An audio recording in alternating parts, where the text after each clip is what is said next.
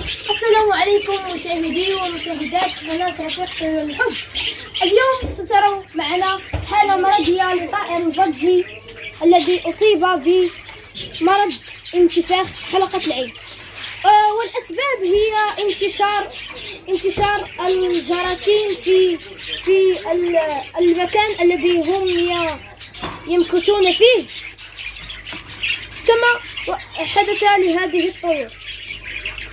ستروا معنا أيضا كيفية معالجتها بمعدات بسيطة جدا، وهي القطن، البومادة الصفراء، وبيتادين المعروف جدا. سنبدأ بأول خطوة وهي إمساك الطائر.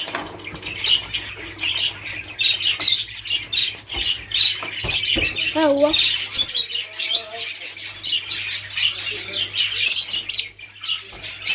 سنمسك القطن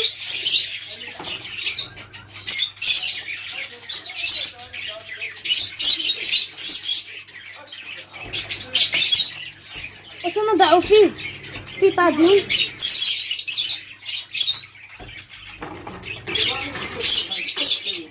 وسنمسح على حلقة العين.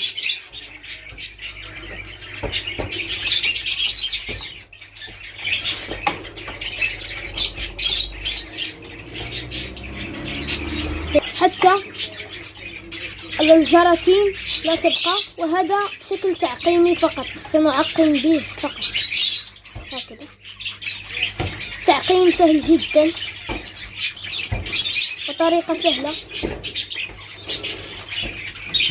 ثم بعد هذا سنأخذ بومادة صفراء، يلا سنمسح جيدا على حلقة عين الطائر حتى نعقمها من الجراثيم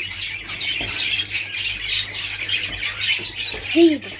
ثم سنأخذ ما يسمى بالبومادة الصفراء وسنضعها على حلقة عين الطائر هكذا، ثم سندهنها له هكذا جيدا حتى لو أغطت عينه، لكن هذا ليس مشكل. المهم أن الطائر يصبح بصحة جيدة إن شاء الله.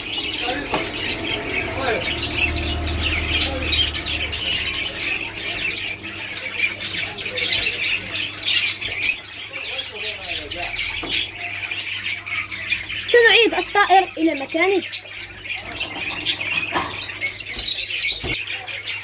سنتمم هذه العملية إلى جميع الطيور كلها التي أصيبت بهذا المرض،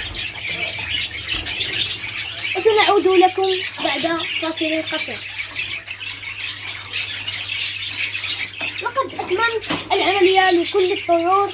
سنكرر هذه العملية 3 مرات في الأسبوع أو 4 على حسب الوقت الفارغ لديك. أتمنى أن يعجبكم هذا الفيديو إن شاء الله، ولا تنسوا دعمنا بلايك والاشتراك في القناة. السلام عليكم.